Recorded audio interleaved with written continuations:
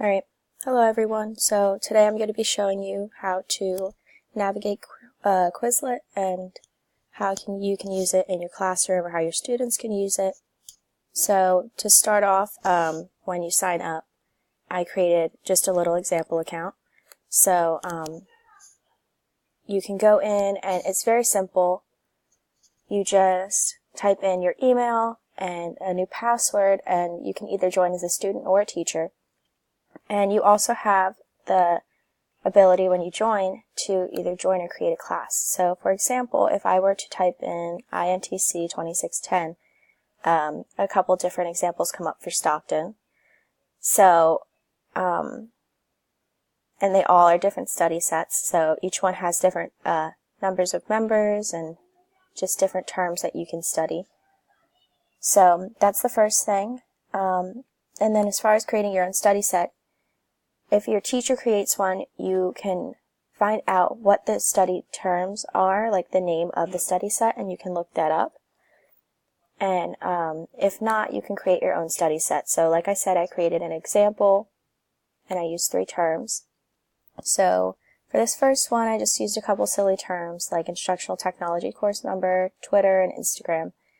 And from there, you can click Learn, and Learn will take you right here, and you click Get Started.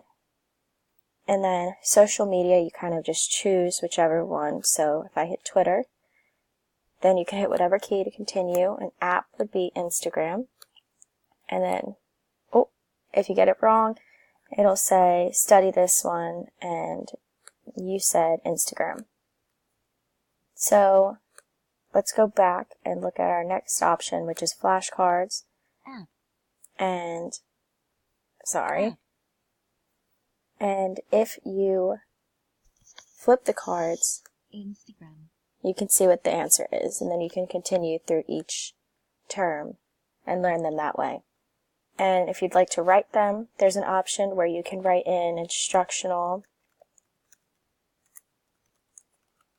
technology, the answer, and it'll give you the answer. And then you can just hit any key to continue.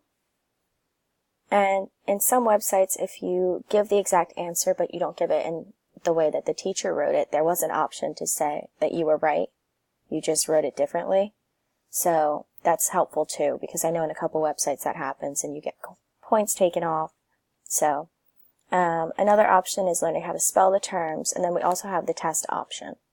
So for this, as a teacher, you're able to view how your students do on the test. But because I made an individual test, only I can see my results. So you just answer each question.